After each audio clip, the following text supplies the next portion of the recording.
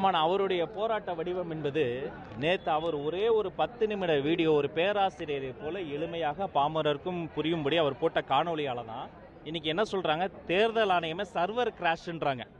அத்தனை பேர் போய் தேர்தல் ஆணையத்தினுடைய இணையதளத்தை பார்த்துருக்குறாங்க. தகவல் தொழில்நுட்பத்தை பயன்படுத்தி இந்த விஷயத்தில் வெறும் அரசியல் செய்யாமல் ஆக்கப்பூர்வமான விஷயங்களை செய்வதற்கான முன்னெடுப்புகளை நம்ம மேற்கொண்டு இருக்கிறோம். இந்தியா முழுக்கவே தலைவர் இந்த விஷயத்தை தொட்டு காணொலி விட்ட பிறகுதான் இது ஒரு பெரிய பேசு பொருளாக மாறி இருக்குது. அதனால இதுல ஒரு எட்டனதர் அரசியல் என்பதை தாண்டி இதுல மிக மிக அடிப்படை வாக்குரிமை என்பது ஜனநாயகத்தினுடைய ஆணிவேர். அதை பாதுகாப்பதற்காக அவரால் முடிந்த எல்லா விஷயத்தையும் அவர் ஆணைப்படி அவரின் ஆலோசனைப்படி தான் நாங்கள் செஞ்சுக்கிறோம். 6.5 கோடி பேர் பாதிக்கப்படக்கூடிய ஒரு விஷயம் நேற்று வீடியோவே சொன்னாங்க, நீங்க மேடையிலும் சொன்னீங்க. அவர் களத்துக்கு வர வேண்டிய தேவை முன்ன விட எப்பவுமே அதிகமா இருக்குன்றது உங்களுக்கு தெரியும். பட் ஆனால் இன்னும் ஏன் களத்துக்கு வர்றதுக்கு தயக்கம்? இன்னும் அந்த நிகழ்வுகள் இருந்து நம்ம இன்னும் வெளியே வரலைங்களா?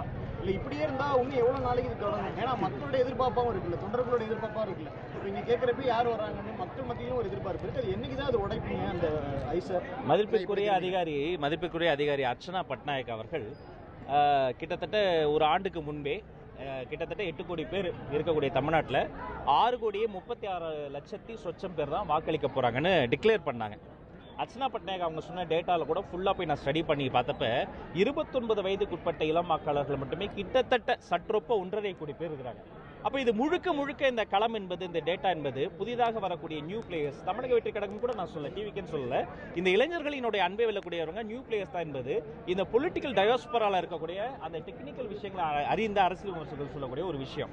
அப்போ அன்று தொடங்கி அதிதீவிரமாக 25 ஆண்டுகளில் இல்லாத வேகத்தில் இந்த எஸ்ஏஆரை கொண்டு வந்தது ஒன்றிய அரசு என்று சொன்னால், அதற்கு மறைமுகமாக அதை எதிர்ப்பதை போல எதிர்த்துட்டு சட்டமன்ற தீர்மானம் கூட போடாமல் நாங்கள் போராட்டம் பண்ணால் அதற்கு மறைமுகமாக அந்த ஒன்றிய அரசிற்கு ஒரு நட்புறவாக செயல்படக்கூடியது இங்கே இருக்கக்கூடிய மாநில அரசு.